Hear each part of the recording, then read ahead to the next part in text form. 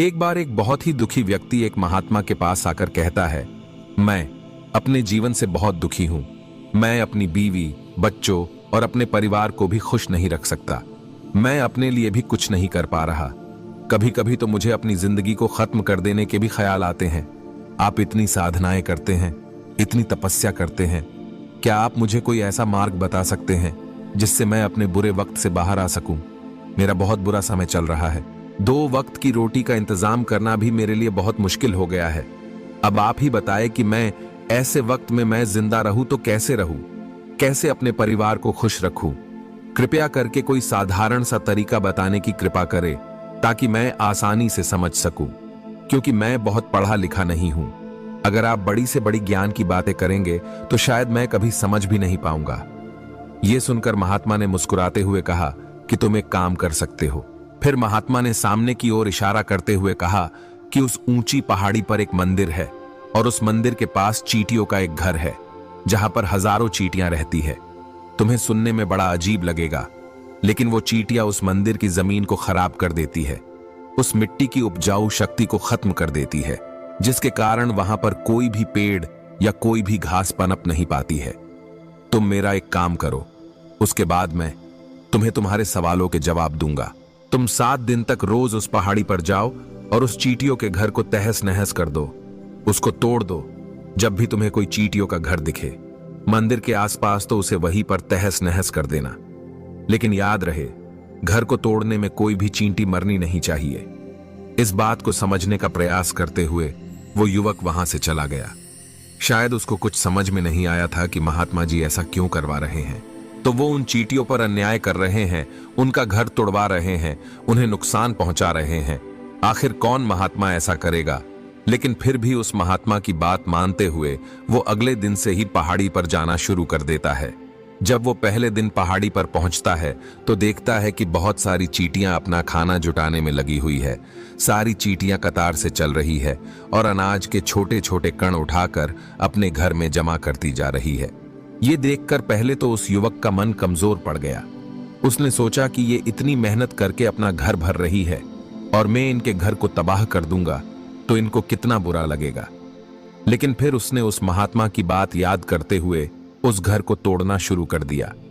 जल्द ही चींटियों में हाहाकार मच गया। वो इधर उधर दौड़ने लगी।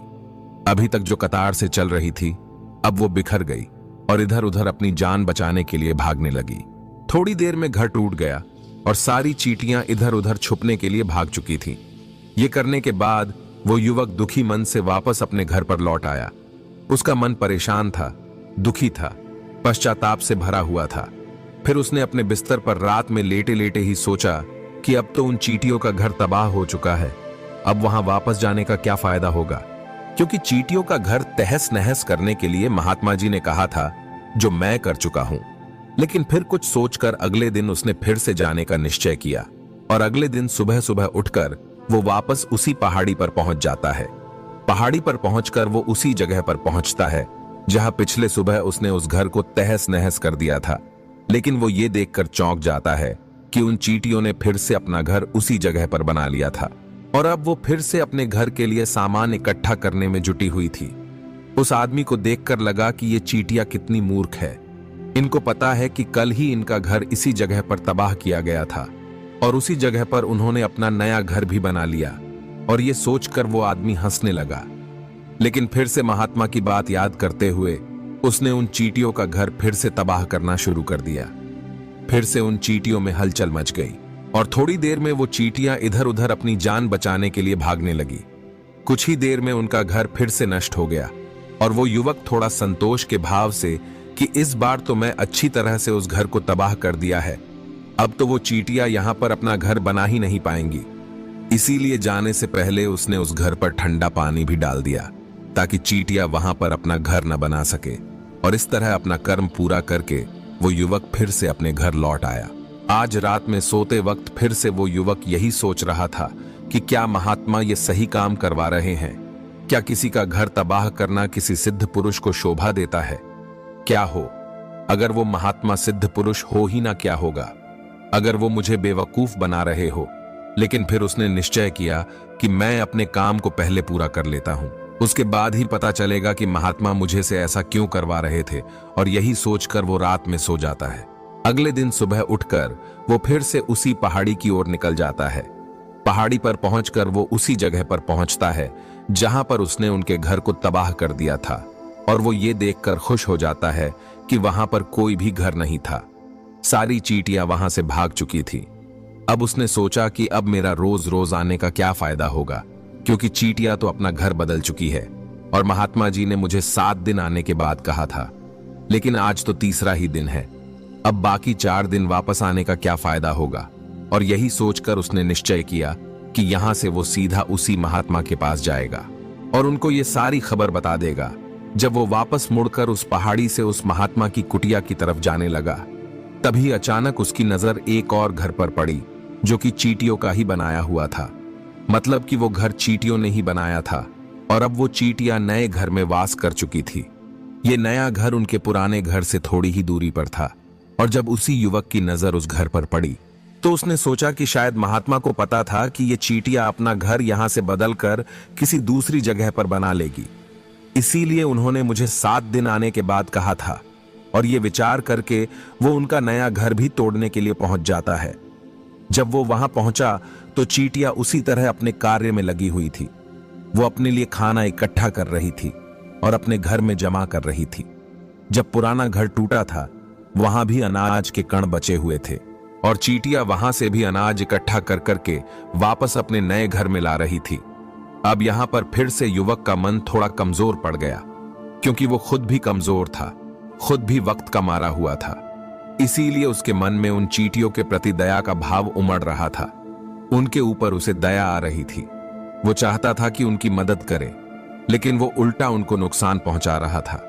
लेकिन उस महात्मा की बात को याद करते हुए उसने फिर से उस घर को तोड़ने का निश्चय किया, और उसने इस बार बड़ी ही सावधानी के साथ बिना किसी चींटी को कोई नुकसान पहुंचाए वो घर तबाह करना शुरू कर दिया। वक्त थोड़ा ज्यादा लगा, क्योंकि किसी भी चींटी को नुकसान न पहुंचने की शर्त महात्मा ने पहले ही रखी थी। इसीलिए उसको बड़ी सावधानी के साथ उन घरों को तबाह कर रहा था। लेकिन आखिरकार उसने उस घर को भी तबाह कर दिया, और उस घर को तबाह करने के बाद वो बड़े ही दुखी मन से, इस बार वो पहले से भी ज्यादा दुखी था, क्योंकि उसने उनका नया घर भी तोड़ दिया था। वो उन चींटियों को बसने ही नहीं दे रहा था, और वो अब अपने आप को शैतान या दानव समझने लगा था। लेकिन फिर भी उस महात्मा की बात को मानते हुए वो अपने घर पर दुखी मन से वापस आ गया। रात में सोने से पहले एक बार उसने फिर से सोचा कि मैं कितना बड़ा शैतान हूं, कितना बड़ा दानव हूं। पुराना घर तो छोड़ो, मैं उन चींटियों को कहीं भी बसने के लिए कोई जगह ही नहीं दे रहा हूं। वो चींटियां मेरे बारे में क्या सोचती होगी? वो कितना बड़ा दानव होगा उस परमात्मा को जो मेरे द्वारा ये काम करवा रहा है। लेकिन फिर भी उसने अगले दिन जाने का निश्चय किया, और अगले दिन सुबह सुबह वो फिर से वहां पर पहुंच गया। वो ये देखकर फिर से आश्चर्यचकित रह जाता है कि इस बार चींटियों ने एक और नई जगह पर अपना घर बना लिया था। वो तो पहले से भी ज्यादा ऊर्जा के साथ काम कर रही थी, और उन्होंने एक रात में पहले से भी बड़ा घर बना लिया था, और अब वो फिर से अपना अनाज और खाना इकट्ठा करने में जुटी हुई थी। ये देखकर उस आदमी को लगा कि ये चींटियां किस मिट्टी की बनी हुई है। मैं उनको बार बार यहां से भगाने की कोशिश कर रहा हूं, और ये वहीं पर अपना घर बना लेती है। क्या इनको पता नहीं है कि मैं यहां पर कभी भी बसने नहीं दूंगा? ये चींटी है, दिखने में इतनी छोटी है, लेकिन फिर भी ये मुझसे हार नहीं मान रही है। बड़ी ताज्जुब की बात है। और इस बार उसने गुस्से में उस घर को तहस नहस करना शुरू कर दिया। लेकिन इस बार तहस नहस करते हुए कुछ चींटियां वहीं पर मर गई, उसके पैरों तले कुचल दी गई।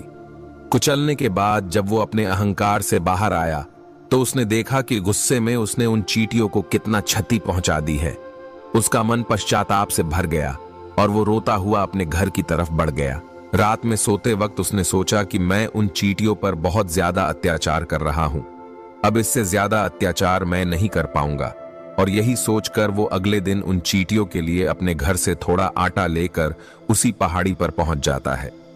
आज उसके मन में उन चींटियों के प्रति श्रद्धा का भाव था, दया का भाव था। आज वो उनकी मदद करना चाहता था, और जब वो वहां पर पहुंचा तो चींटियां फिर से अपने नए घर को बनाने में जुटी हुई थी। उसने बड़े ही करुणा के साथ उन चींटियों को अपना लाया हुआ आटा खिलाया। अगले 7 दिनों तक वो ऐसा ही करता रहा। वो रोज सुबह जाता, उन चींटियों को अपने हाथों से आटा खिलाता। 7 दिन के बाद वो युवक उस महात्मा के पास पहुंचकर हाथ जोड़कर बोलता है कि हे महात्मा जी, मुझे माफ कर देना। मैंने उन चींटियों का घर तबाह करने के लिए बहुत कोशिश की। मैंने उनका घर तबाह किया भी। 1 बार नहीं 4 बार मैंने उनका घर तोड़ा। उसके बाद मैं हिम्मत नहीं कर पाया, उनके घर को नहीं तोड़ पाया। मैं समझ सकता हूं कि मैं आपका काम पूरा नहीं किया और इसके बदले आप मुझे तरीका भी नहीं बताएंगे जो कि मुझे मेरे बुरे समय से बाहर निकाल सकता है, लेकिन मुझे इसका कोई परवाह नहीं है। मुझे लगता है कि मैंने जो किया वो सही किया, इसीलिए मैं आपसे आज्ञा लेकर वापस जा रहा हूं। कृपया मुझे वापस अपने घर जाने की आज्ञा दीजिए। यह सुनकर महात्मा ने मुस्कुराते हुए कहा कि अरे बेटा, कहां चल दिए? रुको तो सही, जलपान तो कर लो, थोड़ी देर ठहर जाओ, उसके बाद चले जाना। और ये कहकर वो महात्मा उस युवक के लिए पानी लेकर आते हैं। पानी पिलाने के बाद महात्मा उस युवक से पूछते हैं कि तुम मुझे ये बताओ कि आखिर तुम उन चींटियों का घर तबाह क्यों नहीं कर सके? वो चींटियां तो छोटी है और तुम इतने विशालकाय हो, फिर भी तुम उन छोटी छोटी चींटियों का घर तबाह नहीं कर पाए। कहां है तुम्हारी शक्ति, तुम्हारा बाहुबल? इसका जवाब देते हुए उस युवक ने कहा कि हे महात्मा, मैंने उन चींटियों का घर तबाह कर दिया था। बार बार किया था। एक बार तो अपने गुस्से में उन चींटियों को भी हानि पहुंचा दी थी, लेकिन जिस दिन मैंने उनको हानि पहुंचाई उसी दिन मुझे लगा कि मैं उनको क्यों हानि पहुंचा रहा हूं, क्यों इनको इतनी तकलीफ दे रहा हूं, और उसी दिन से मैंने उनको क्षति पहुंचाने की वजह, नुकसान पहुंचाने की वजह उनकी सहायता करनी शुरू कर दी। यह सुनकर उस महात्मा ने कहा कि यह ही तो सीखने की बात है। एक छोटी सी चींटी हमें जीवन का संदेश दे जाती है। मैंने तुम्हें उन चींटियों का घर तबाह करने के लिए नहीं भेजा था। मैंने तुम्हें भेजा था ताकि तुम उन चींटियों से कुछ सीख ले सको। तुम्हें क्या सीख मिली? उन चींटियों से क्या मुझे बता सकते हो? यह सुनकर उस युवक ने पूरी कहानी बयां कर दी। पूरी कहानी सुनने के बाद महात्मा ने मुस्कुराते हुए कहा कि बेटा, पहली सीख जो इन चींटियों से ले सकते हैं वो ये थी कि तुमने कितनी ही बार उनके घर को तोड़ने की कोशिश की, कितनी ही बार प्रयास किया कि उनके घर तबाह हो जाए, लेकिन वो हर बार अपना नया घर बना लेती थी। उन्होंने कभी भी हार नहीं मानी। अगर वो हार मान लेती तो वो चींटियां तुम्हें वहां पर नहीं मिलती। जीवन कार्यशीलता का नाम है, लेकिन हम मनुष्य 1-2 बार हार मिलने पर ही टूट जाते हैं, हताश हो जाते हैं और फिर जीवन में प्रयास ही नहीं करते। और कुछ लोग तो अपनी जिंदगी को खत्म करने को उतारू हो जाते हैं। लेकिन जानवरों में तुमने एक बात देखी होगी कि वो अपना जीवन खुद से कभी खत्म कर ही नहीं सकते हैं। तुमने कभी नहीं सुना होगा कि किसी जानवर ने आत्महत्या कर ली, चाहे वो जानवर कितना भी भूखा क्यों ना हो, कितना ही दुखी क्यों ना हो, लेकिन वो अपने जीवन के लिए हमेशा संघर्ष करता रहता है। लेकिन वही दूसरी तरफ हम मनुष्य 1-2 बार हताश होने पर ही अपना जीवन खत्म कर लेते हैं। जीवन तो कर्मशीलता है, कर्म करने का नाम है। जीवन और मृत्यु आखिरी विश्राम है, परम विश्राम है। इसीलिए मृत्यु से पहले कर्म करना कभी मत छोड़ना, क्योंकि मृत्यु के बाद तो तुम परम विश्राम में चले ही जाओगे। तो उससे पहले कर्म करना क्यों छोड़ रहे हो? क्यों हताश हो रहे हो? अगर तुम्हारा एक घर टूट गया है तो दूसरा घर बनाने का प्रयास करो, कोशिश करो, और कोशिश करने वालों की कभी हार नहीं होती। ये तुम उन चींटियों से देख चुके हो। देखने में तुमसे कितनी छोटी है वो चींटियां और तुम इतने बड़े हो, लेकिन उनका मन तुम्हारा मन से इतना बड़ा है, इतना विशाल है, इतना दृढ़ संकल्प है कि इतनी बार घर टूटने पर भी उन चींटियों ने कभी हार नहीं मानी।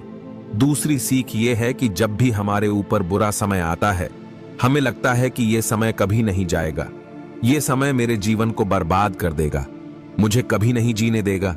और अपने इन्हीं ख्यालों से, अपने इन्हीं विचारों से, जिसका असलियत में कोई भी अस्तित्व नहीं है, वो सिर्फ विचार है, और वही विचार हमारे मन को दुखी कर देती है और इसीलिए हम प्रयास करना भी छोड़ देते हैं। लेकिन तुम खुद सोचो कि बार बार प्रकृति हमें क्षति पहुंचाएगी, नुकसान पहुंचाएगी, लेकिन कब तक पहुंचाएगी? अगर हम बार बार फिर से उठ के फिर से नया प्रयास करते रहेंगे तो प्रकृति भी हमारे सामने घुटने टेक देगी और वो भी एक दिन हमारे ऊपर दयावान हो जाएगी, कृपालु हो जाएगी और वो हमें सब कुछ देने लगेगी जिसकी हमने कभी कामना की थी। तुमने खुद देखा कि तुम उन चींटियों को तबाह करने के लिए पहुंचे थे, लेकिन बाद में तुम ही उन चींटियों को अनाज और आटा देने लगे। तुम ही उन पर कृपालु हो गए। क्यों हुए? क्योंकि तुमने देखा कि वो चींटियां हार ही नहीं मान रही है। इसी तरह अगर तुम भी अपने जीवन में कभी हार नहीं मानोगे तो एक न एक दिन ये प्रकृति तुम्हें वो सब कुछ देगी जो तुम अपने जीवन में पाना चाहते थे। इसीलिए दो सीख याद रखना, कर्मशीलता कार्य करते जाना, और दूसरा कि एक न एक दिन प्रकृति तुम्हारी उस कर्म का परिणाम तुम्हें जरूर देगी। तो दोस्तों, मैं आशा करता हूं कि आपको इस वीडियो से काफी कुछ सीखने को मिला होगा। तो फिर मिलते हैं अगले वीडियो में।